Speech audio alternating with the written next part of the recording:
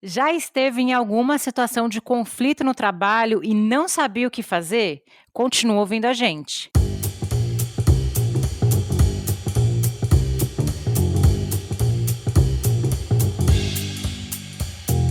Olá, esse é mais um episódio do Foca no Trabalho, seu podcast semanal onde a gente fala de trabalho, carreira, propósito, entrevista. E hoje a gente vai falar de um tema conflituoso, um pouco difícil, que é lidar com conflitos. Eu sou a Lê Falsarella. E eu sou a Bruna Garcia. E aí, Bru, você já teve algum conflito com alguém do trabalho? Deixa assim, não precisa citar nome, né? Não precisa expor ninguém. Fala só da situação. Porque assim, eu tenho uma lista, né? Quem nunca teve situação de conflito, me conta aí onde você trabalha, porque desconheço ambientes assim. Como que é pra você? Você já teve alguma situação? Com certeza, acredito que o ouvinte também vai se identificar muito, porque em qualquer empresa, qualquer lugar, são feitos de pessoas, né? E pessoas têm opiniões diferentes, e aí gera os famosos conflitos. E como resolver, né, Ale? Eu vou falar uma coisa, Bru, que pode ser meio absurda. Não sei se você vai concordar comigo, mas é por isso que a gente grava o cast, né? A gente grava pra gente discutir e conversar, né? Porque, né, a gente quer que as pessoas reflitam e pensem sobre o trabalho. E eu tenho uma visão que é assim, se na minha família, que é composta por pessoas que eu amo, meus amigos são pessoas que eu amo e que eu escolhi estarem ali, eu tenho conflito? Imagina no trabalho que às vezes você está com pessoas com afinidades diferentes que você, histórias de vida diferentes de você, porque, por exemplo, a nossa família a gente não escolhe, mas a gente sabe da história íntima de cada um, então facilita, né? Então no trabalho você não tem isso. Então é meio inocência nossa, e eu acho que durante muito tempo o mercado de trabalho, as empresas, elas velavam isso como se isso não existisse. E isso, na verdade, criava um efeito inverso, porque as pessoas fingiam que o conflito não existia, não lidavam com as tensões, e isso só gerava mais problemas, sabe? Então, para mim é isso. Se eu não me dou bem com a minha família o tempo todo, com meu marido, com os meus amigos, não vai ser no trabalho que vai ser tudo maravilhoso, né? Com certeza, Lê. É um ambiente de pessoas, né? Muitas pessoas diferentes, são repertórios diferentes, perspectivas, ideias diferentes, então sempre vai haver o conflito. E antes era o que você é o que você falou, né? As empresas elas tentavam colocar ali debaixo do tapete todos os conflitos.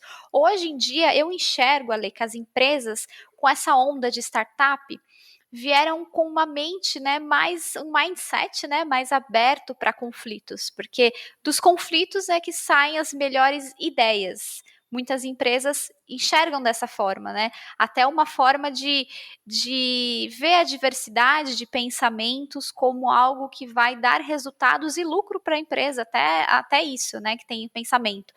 E aí eu acho bacana a gente trazer logo aí no início essa diferença de conflito e confronto, porque quando a gente fala de conflito, as pessoas podem muito bem se perder, né, ter essa dúvida. Você pode explicar pra gente mais ou menos como que é essa diferença, Lê, de conflito e confronto? Claro, eu também, a palavra é parecida e às vezes a gente usa até como sinônimo no dia a dia, e não são sinônimos, são coisas bem diferentes. Vamos pensar o seguinte, o conflito é quando você tem divergência de ideia, você tem divergência de afinidade, você realmente não está concordando, tem uma forma de pensar diferente, conflito é diferença de opinião. O confronto é quando você não quer, não, o problema não é a ideia, você quer ir para o embate, você quer ir para a briga, você quer, assim, brigar mesmo. A gente estava falando mais cedo, eu vou aqui aproveitar que a gente está falando disso, a gente falou da frase, né, do Mário Sérgio Cortella, o conflito é algo criativo, o que é negativo é o confronto, o conflito é a divergência de postura, o confronto é a tentativa de anular a outra pessoa.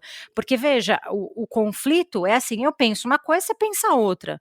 Então, eu penso A, você pensa B. A gente vai ouvir as duas partes e vai tentar chegar ali numa resolução que funcione para os dois. No confronto, isso não acontece. Eu tô indo para o embate mesmo, para a briga. Eu tô indo para assim, olha, não quero saber a sua opinião. Tem muito mais hostilidade, né? A pessoa tem muito mais agressividade no confronto. A pessoa não tá ali para. Vou pegar um exemplo meio aleatório que você escuta assim no jornal, os policiais estavam num confronto com traficantes. Não tem negociação ali, era um confronto, era um momento de tensão, de guerra, sei lá. É diferente da organização, né? Na organização você não tá num confronto, você tem conflito. Você já fazendo essa divisão, entendendo as diferenças, já ajuda na hora de você lidar com isso. E para mim, Bru, conflito você resolve conversando. E é difícil, viu? Não é fácil, não. Não mesmo. E eu gosto de trazer essa diferença, para ficar mais claro, né? Eu gosto de falar que a diferença está na reação. Então, quando você tem um conflito, a sua reação é ouvir a outra parte para chegar num consenso. Quando você chega num confronto, você não ouve nada. Você sobrepõe a sua opinião e a sua visão. Acho que as reações são diferentes, né? É bom a gente pensar dessa forma, até para pensar como no ambiente de trabalho a gente consegue modular isso e ter uma reação onde a gente possa superar esse conflito. Pode do conflito trazer uma ideia, um resultado bacana ali para sua área ou para a empresa inteira que for. Tem algumas pessoas que falam de reações que você tem, que tem a tática da repressão, que é quando você usa a sua força para aniquilar o conflito, mas você não resolve o sintoma em si. Então, por exemplo, eu sou seu gestor e eu vou lá e uso a repressão. Não, você está errado, faz do meu jeito. Você não está resolvendo o conflito, você está usando uma tática de fuga. A mesma coisa é a tática de evasão. Quando você tem um controle, vamos dizer assim, unilateral, você não deixa a pessoa dar opinião, você faz o famoso top-down, só que você está fugindo. E aí outra tática que tem mais a ver com confronto é de luta. Então você reconhece o problema, mas você, foge, não quer lidar com a questão. Todas essas táticas, elas não funcionam, porque o sintoma, ou o fenômeno, ou a causa raiz, o nome que você queira dar, não está sendo solucionado. Tem algumas empresas, Bru, que trabalham com crescimento exponencial, ou crescimento de empresas, que eles chamam de um crescimento orgânico, que é você lidar com os conflitos e lidar com as tensões quando elas acontecem. E realmente chamar para conversar, é dar feedback, é negociar, é entender qual é o ponto de vista da outra pessoa, porque quando a gente tem um conflito, Bru, você tem a sua visão e a pessoa tem a dela, e as pessoas naturalmente vão querer ver o melhor interesse para elas, é natural isso, só que às vezes o melhor interesse para mim não é o melhor interesse para o coletivo, e principalmente o melhor interesse para a empresa, porque a gente está falando do conflito dentro da organização. Então, se eu estou, sei lá, 2 departamentos, eles têm interesses diferentes, precisa sentar e alinhar para ver o que é mais interessante para a empresa. Então, aí já fica vamos dizer assim, um primeiro caminho para você lidar com o conflito, porque não adianta fingir que ele não existe, né? Não tem como você apenas fechar os olhos e não tô vendo nada, né? Tem que enfrentar, ter uma reação ali de acordo para você conseguir equilibrar. E acho que é bacana a gente trazer situações aqui, né? Eu tenho 2 situações de conflito no ambiente de trabalho, uma mais leve e uma mais complicada para trazer. A primeira, Lê, acho que muitas pessoas vão se identificar, que é com a questão de horário. Às vezes, marcar o seu chefe, a sua liderança, marcar algo no horário que você já tem um compromisso e não ser flexível. Então, você tem um conflito ali onde você vai tentar resolver, vai falar, olha, já tenho algo marcado. Não, mas vai ser assim. Ali tem um conflito, né? Tem um conflito de horário que poderia ser negociado. Talvez seja um pouco mais leve. E tem um conflito maior, que pode ser algo mais relacionado a uma ideia que você teve para um projeto, você trouxe a sua ideia, você criou ali criou todo um projeto e veio uma outra pessoa que desmorona o seu e traz uma outra ideia.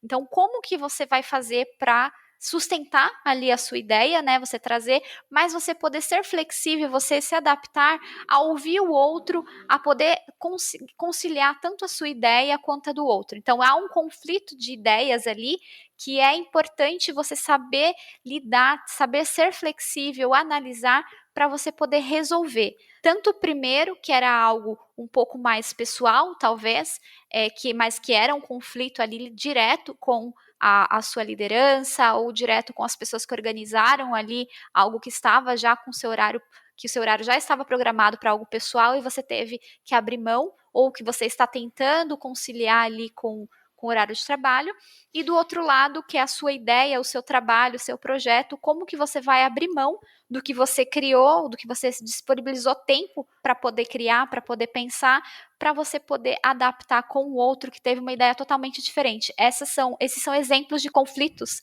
que eu já vivi. Você também já passou por isso, Ale? Ah, total. Você faz um projeto, você vai lá, investe sua energia, seu tempo, e aquela sua ideia realmente não é aceita, a gente também tem que pensar em lidar com a frustração, né. E algumas vezes, Bru, lidar com o nosso próprio ego, né, porque é um pouco de: "Poxa, minha produção, é aquilo que eu acredito, é aquele projeto", e aí você está tão interessado que aquela ideia que você teve vá para frente, que você não está vendo o ideal. Por isso que eu sempre trago que a gestão de conflito, ou a melhor forma de você lidar, é você pensar qual que é o objetivo para a empresa. É um projeto, é uma ideia, é uma agenda, é definir prioridade, é você pensar assim, tá, por que eu estou fazendo isso e qual que é o que mais vai agregar valor.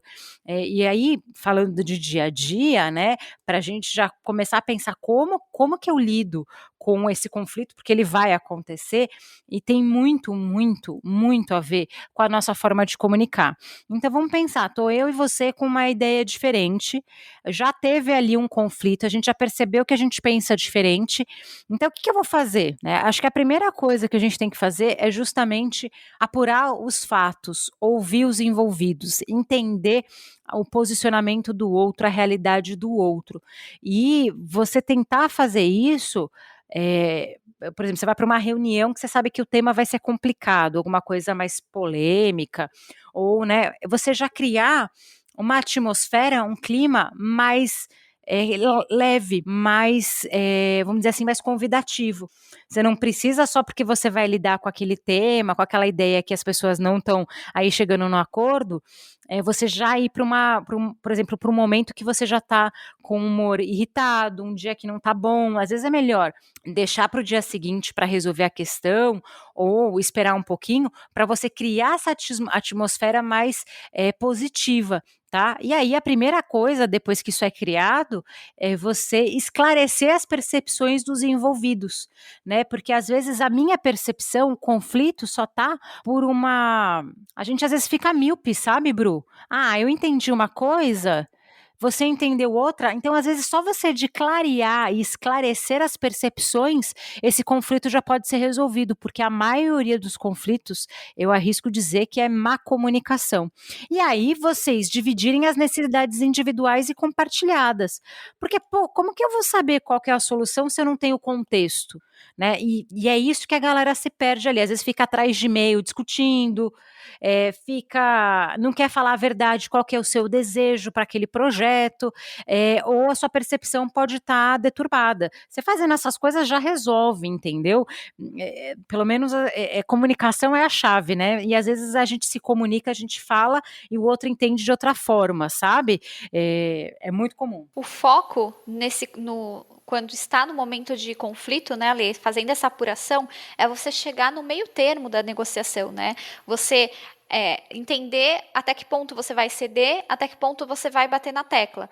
Acredito que essa seja a chave ali para você conseguir gerir esses conflitos que vão surgindo, é você conseguir achar o meio termo, tanto para você quanto para o outro. Seria o ganha-ganha, né? Você tem que pensar dessa forma para poder resolver. Depois de pensar dessa forma, é como que você vai resolucionar, né? Fazer essa implantação, fazer essa ideia, como você vai expor. E aí, Ale, que é a comunicação que você falou, né? Que é você saber como comunicar. Como que você vai falar para a pessoa o que você vai ceder e o que você realmente não abre mão. É importante a gente ter isso muito claro para poder passar para o outro de uma forma que o outro possa entender e falar, não, realmente, vamos flexibilizar para poder ter esses dois lados ganhando, né? É uma coisa que é bacana, a gente fala muito dessa ferramenta aqui, Bru, e eu vou ter que, né, nessa hora falar um pouquinho do DISC, não tem jeito. É muito bacana utilizar o DISC na hora de administrar conflitos, porque se eu sei o estilo que a pessoa eu vou moldar a minha comunicação de acordo com o perfil dela. Vamos pensar, tá? Quem não entende nada de DISC, recomendo depois que vocês escutem o episódio que a gente tem sobre DISC, é um episódio que a gente só fala da ferramenta, mas vamos pensar aqui 2 perfis, tá? Eu tô ali com um C alto, um conformidade, e eu tô com um D de dominância, né, ali negociando. Se eu for negociar com alguém com um estilo, né, de dominância, eu vou direto para a solução. Olha, a gente tem tal problema, a solução é essa. Agora, se eu estou ali negociando com alguém de estilo de conformidade, eu tenho que ir muito mais numa linha de indicador, de legislação, de processo. Então, isso faz muita diferença, e por isso que a gente fala que é muito rica essa ferramenta, principalmente para líderes que têm equipes, porque se eu sei qual o estilo que eu estou lidando ali na hora, eu consigo adaptar minha comunicação e diminuir ainda mais esse conflito, porque eu sei o estilo que a pessoa quer, eu posso dar ali uma apaziguada, né, e trabalhar, é como se fosse usar o perfil da pessoa como um mediador, sabe, Bru? Isso ajuda demais para fazer a gestão, e muitas vezes as pessoas ficam muito associadas ao DIS, que é processo seletivo e promoção, mas é uma ferramenta muito boa na hora de adaptar sua comunicação, sabe? Eu sou suspeita a falar de DISC porque eu adoro, eu acho que a gente consegue aplicar em várias situações do nosso dia a dia, como você falou, Ale, numa situação de conflito a gente consegue entender o perfil e saber exatamente como que a gente vai fazer, como que a gente vai abordar a pessoa. Eu acho fundamental, acho uma pesquisa, acho que é uma metodologia que dá para usar para tudo, né? É demais. E aí, Ale, eu acho que outra coisa que dá para a gente citar aqui, que surgiu muito com isso, né? Com essa ideia de como gerir conflitos, porque eu percebo que gerir conflitos está até no escopo de job script de coordenador, né, Ale? Você que é coordenadora, você deve ter visto que muitas empresas pedem que tenha esses soft skills, né? Nossa, cargo de liderança você tem que saber negociar. Eu acho que hoje, mesmo até cargos mais júniores, mas assim, eu entendo seu ponto de vista no sentido de cargo de liderança precisarem mais. Mas hoje, eu acho que quando a gente fala de mundo bunny, que é esse mundo incerto, onde você tem que usar muito do seu feeling, muito da sua intuição, você vai ter que administrar conflito o tempo todo e negociar o tempo todo. Então, se as pessoas aí falassem assim, nossa, ai, que soft skill que eu deveria me desenvolver. Desenvolve bem a comunicação, a escutativa, a negociação, porque a gente o tempo todo a gente está negociando e está administrando conflito. Desde aquele exemplo que você deu, né, Bru, de uma agenda, de você administrar horários, até você vender e administrar ideias e frustrações. Mas sem sombra de dúvida, para mim, gestor é mandatório cuidar e negociar. Falando um pouquinho de gestão de conflito, surge aí o termo que é comunicação não violenta, né? Que surgiu, acho que muitas pessoas já ouviram falar, porque veio de um livro, uma teoria, que é do Marshall Rosenberg, que é Comunicação Não Violenta, mesmo o título do livro, que fala como que você vai abordar, como você se comunicar com a outra pessoa. Olha a importância da comunicação, que até surgiu teoria para saber como lidar com as pessoas, né? Como ter uma comunicação não violenta mesmo, que geralmente nós impomos as nossas ideias e não temos a escuta ativa, como a Ale falou. Como é importante você ter essa escuta ativa. E eu super recomendo esse livro. Você já leu esse livro, Lê? Eu cheguei a ler um pedacinho. Li. Eu cheguei a ler um pedaço, não consegui ler tudo, porque eu peguei no e-book, não tinha completo. Ah, mas assim, uma coisa que a gente vai colocar aqui para quem não conhece de comunicação não violenta, é só você imaginar que o autor, o que ele fala? Ele fala que todo mundo tem necessidades universais, sabe, Bru? Ele coloca todo mundo no mesmo pacote. Todo mundo tem necessidades de segurança, de amor, todo mundo busca a mesma coisa, quer ser aceito e tal. E quando a gente traz na nossa comunicação esses sentimentos, a afetividade, fica mais fácil de você lidar. Por exemplo, em vez de eu simplesmente, ela não fez porque ela não teve tempo, eu vou lá e pergunto, percebi que você não conseguiu concluir essa tarefa, o que aconteceu? Aí a pessoa vai expor, e aí você junta, então facilita muito a negociação, porque na comunicação violenta, ele fala para você não julgar as pessoas, né, e criar aí padrões de, a pessoa não fez isso por causa daquilo, não, eu vou lá e vou perguntar. E uma coisa que acontece muito no diálogo da comunicação não violenta é, poxa, não funcionou e eu me senti dessa forma. Então, sei lá, eu tô com uma situação delicada com você, tô achando que tem algo estranho. Aí eu vou falar: "Olha, Bru, quando a gente conversa, eu me sinto um pouco, sei lá, mal porque você usa esse termo. Eu não tô julgando a forma que você tá falando, entende? Eu tô falando que essa forma faz com que eu me sinta mal. Então, a pessoa ela não vai ficar tipo: "Nossa, mas eu falei dessa forma", e a pessoa não, olha, de repente com outras pessoas você usar esse mesmo termo, não vai ter problema nenhum, mas quando você usa comigo, eu tenho essa sensação, sei lá, eu fico chateada, e aí você junto vai negociar com aquela pessoa. Então, faz muita diferença a comunicação não violenta, porque é um cuidado que você tem ali na hora de se posicionar, na hora de falar algumas coisas e a pessoa também reagir. Então, é uma leitura complementar boa, viu? E tem bastante conteúdo na internet mesmo. Ah, Sim, não sim. vai conseguiu ler o livro, tem bastante curso e tal, é bem bacana. Inclusive tem uma live que eu super recomendo, que é da Tri Consultoria, que é até da Letícia, que ela participou com a gente de um episódio, né?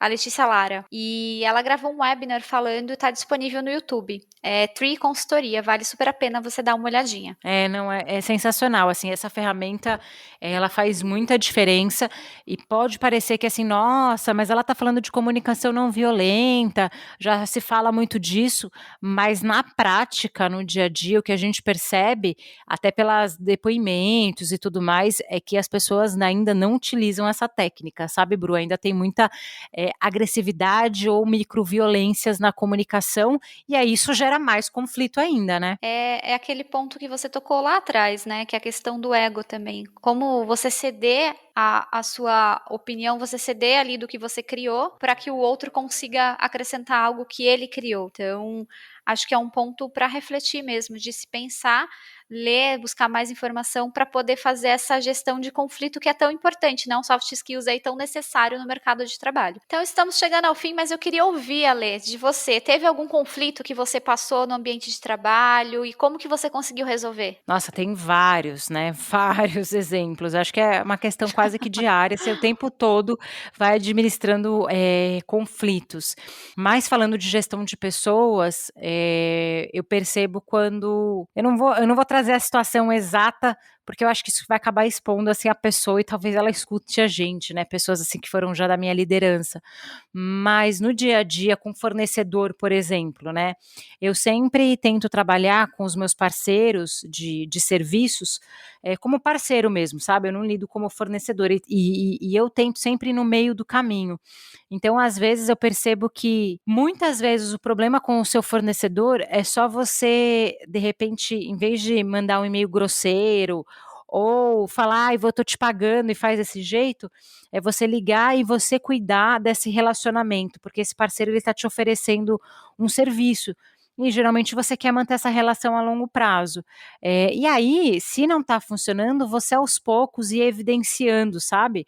Olha, não está funcionando por causa disso. Aí você traz o resultado, sabe? Ó, aí você vai lá de novo, até que chega um ponto que para ambas as partes não funciona, meio que dissipa. E aí cada um segue o seu rumo.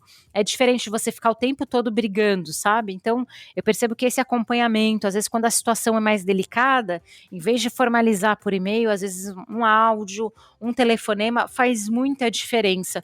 Então eu quero dar esse exemplo porque hoje a gente está trabalhando muito em home office com muita comunicação escrita, e a comunicação escrita ela tem uma tendência maior de ser mal interpretada. Comenta aí embaixo do episódio, se você estiver vendo a gente nas redes sociais, qual a sua dica de resolução de conflito que funciona para as pessoas que estão ouvindo a gente aí poderem se inspirar. Vocês conseguem acompanhar o Foca nas redes sociais, @Foca no Trabalho, lá no Instagram, Facebook, LinkedIn, e eu tô lá no Instagram como Ale Falsarella e no LinkedIn como Alessandra Falsarella. Bru, onde é que o povo te acha? Pessoal, pode me encontrar no Instagram como @bruna.garcia com 2 As, ou então no LinkedIn como Bruna Santana Garcia. Lá como a Lê também eu crio diversos conteúdos focados aí para carreira, entrevista e com certeza vai te ajudar. É isso aí, até o próximo, tchau. Tchau, tchau.